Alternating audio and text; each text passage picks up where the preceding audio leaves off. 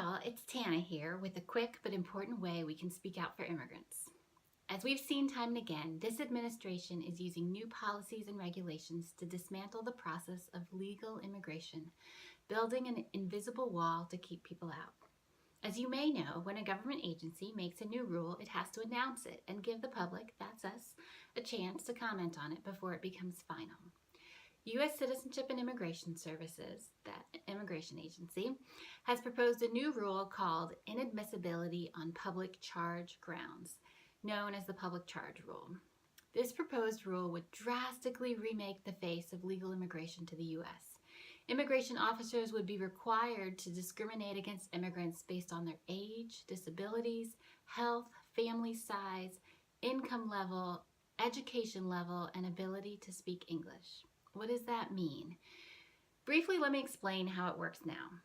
Let's say you are a U.S. citizen and you're trying to bring your spouse or other close family member to live in the U.S. with you.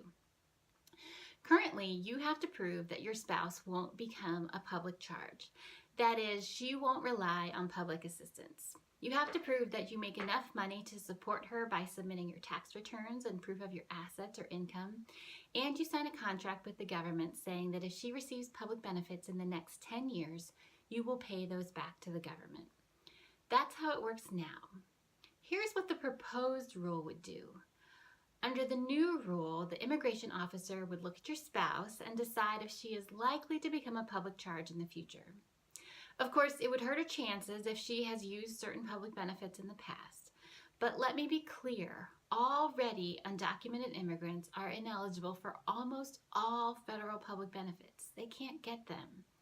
Even permanent residents, that's people with green cards, are ineligible for most federal public benefits, including SNAP, which is food stamps, Tana, which is cash assistance, or Medicaid, for at least 5 years after getting their green cards. Don't believe the lies that immigrants are coming here to leech off of welfare. But even if your family member has never gotten any kind of public benefits in her life, under the new rule, it could hurt her chances of immigrating to be with you if she's too young or too old, if she has medical conditions, if she has a disability, if her family is too large, if she doesn't have a high level of education, if she doesn't have a high credit score, if she doesn't speak English all that well, if she doesn't have a strong employment history, for example, if she's been home taking care of kids or aging parents, or if she doesn't have a high income.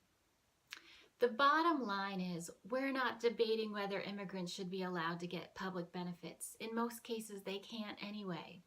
We're debating which families deserve to be together, which people are worthy of being our neighbors.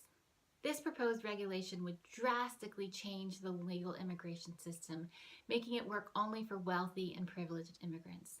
It would affect so many families in our churches, including our pastors and seminary students as they try to stay in the U.S. legally. Tell the government you oppose its new public charge rule. All you have to do is submit comments online by December 10th. Then get your friends and your congregation to submit comments. Host a comment party. Set up a table at church. Together, let's stop this new public charge rule. You can find more info on my website, disciplesimmigration.org.